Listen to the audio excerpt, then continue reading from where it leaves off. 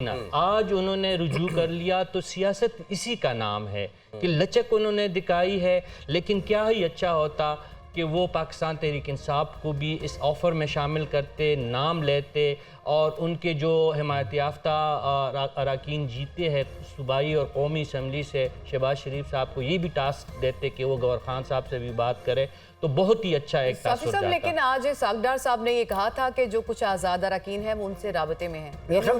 जो नवाज शरीफ साहब की है वो वहाँ पर मैटर नवाज शरीफ साहब करते हैं। अलबत्ता साफ़ी साहब ने जो एक बात की है ना कि वहाँ पर कोई नामी गिरामी बंदा नहीं आया, वैसे तहरीक इंसाफ की रवायत भी ये नहीं है। देखिए वो जब अक्सियत लेते हैं तो कोई उस्मान बुज़दार उन्हें मिल जाता है, कोई महमूद खान मिल जाता है। असल बात होती है अक्सियत। देखिए सलमान, मैंने अभी कुछ देर पहले जब एक बात कही थी कि बड़ा सादा सा लगता है कि अगर PDM तर्ज की हुकूमत बने तो शहबाज शरीफ साहब जैसे पहले प्राइम मिनिस्टर थे, आसिफ जरदारी साहब प्रेसिडेंट हो सकते हैं।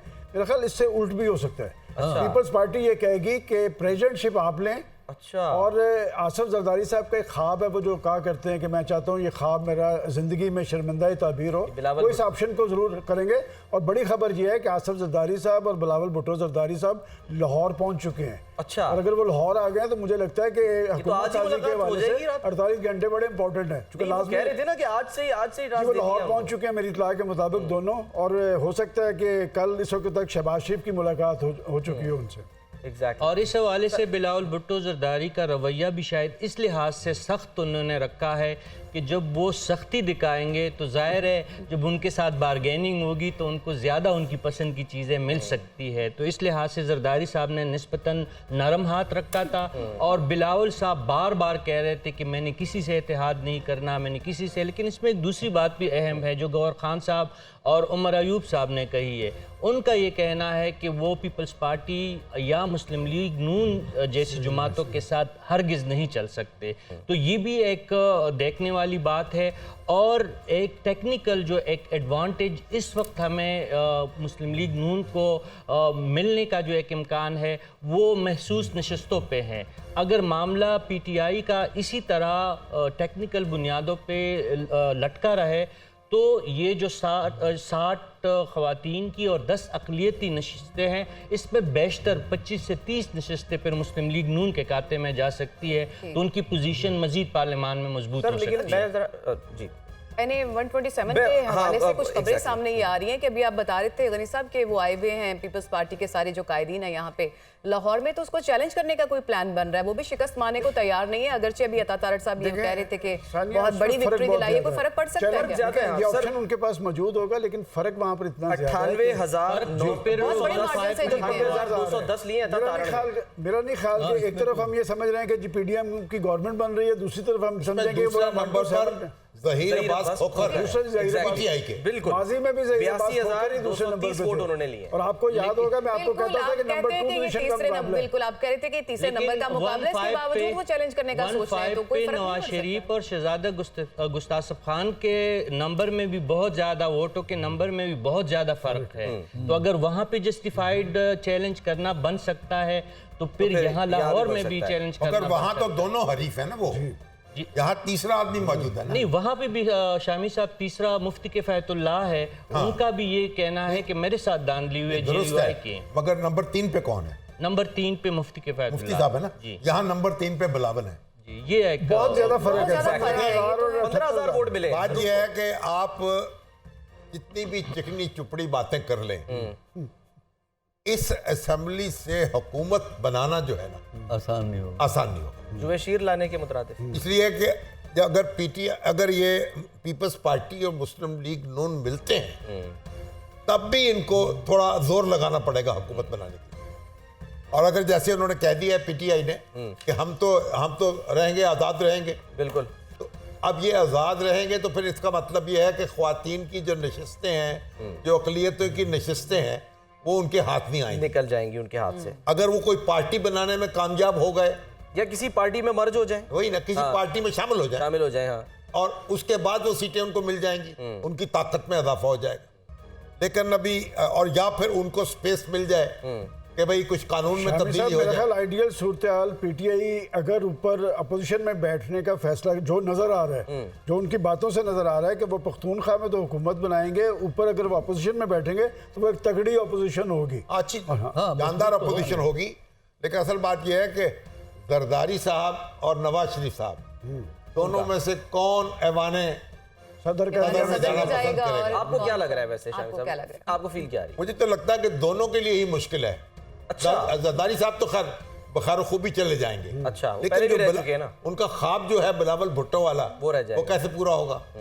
और नवाज शरीफ साहब अगर ऐवान सदर में चले जाएं तो उनकी सियासत जो है फिर जाहिर है कि फिर दूसरों को स्पुर्द हो। शहबाज सर, शरीफ फिर साहब का इसमें तजर्बा, bargain chip क्या साहब, होगी? शहबाज शरीफ का तजर्बा पार्टी में तो शायद कामयाब नहीं रहा, लेकिन इस्लामाबाद में तो कामयाब रहा है। ऐवान सदर में डाल दिए जाए नहीं उनको। नहीं नहीं, मैंने कहा एज प्राइम मिनिस्टर, तो ऐसे ही जैसे फ्री कर शायद- देते हैं किसी को। एज प्राइम मिनिस्टर शायद वो मुस्लिम लीग नून को तो इतनी ताकत फराहम नहीं कर सके, लेकिन इस्लामाबाद में बैठ के उन्होंने सबको साथ लेके चलने ये की है। क्या सर, सलाहियत लेकिन दिखाई जो है। अब वैसे सदर की जो मतलब वज़ीर इख्तियारात आज़म वो माने, मगर ये दोनों जमातें जो हैं इनके ऊपर मामला होगा। और दूसरी सूरत यह है कि वो कहें भाई हम तो इसमें शरीक नहीं हैं और हम बैठेंगे अपोजिशन में या हुकूमत में शामिल नहीं होंगे तो बाहर रह के सपोर्ट करेंगे। ये पर- तो सर, लेकिन बार्गेन चिप क्या होगी यानी साहब? सर, आपके ख्याल में पीपल्स पार्टी के पास, यानी कि जैसे कह रहे हैं ना कि सख्त जबान इसलिए इस्तेमाल की बिलावल भुट्टो जरदारी ने कि आखिर में आके कहीं पे बैठ के कहें कि अच्छा भाई ठीक है जी, अब हम थोड़े से नरम लेकिन पड़ते कहा हैं। हमेशा से यही जा और- रहा था कि वो चाहे कितनी भी सख्त जुबान इस्तेमाल करे, रोल तो आसिफ अली जरदारी साहब ने ही प्ले करना है। तो क्या रोल प्ले कर सकते उसमें हैं? हम ये कह सकते हैं ना कि वो गुड कॉप बैड कॉप जो है वो प्ले करते हैं। देखिए जी, गुड कॉप बैड कॉप तो खैर बड़ी एक सख्त टर्मिनोलॉजी। सख्त या पेचीदा या एक मेरे लिए इररिलेवेंट वर्ड है।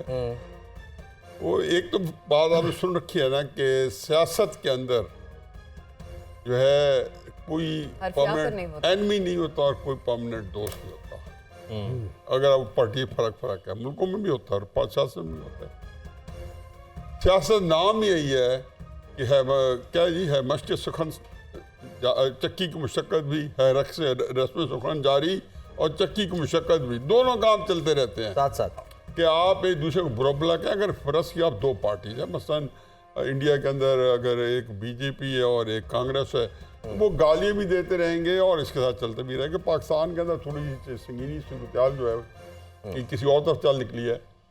देखिए मगर मैं पोजीशन तो वहाँ भी नहीं बनाई ना। जाती कांग्रेस तौर है, पे बीजेपी जाती तौर पे लेकिन कई आप पूछते हो उनसे, कई वो कहीं से आप इंटरेक्ट करो कि आपने फलां मौके पे क्यों ये सख्त ज़बान इस्तेमाल की, तो ये कहते हैं कि मैं अपोजिशन में था, मुझे करनी चाहिए थी।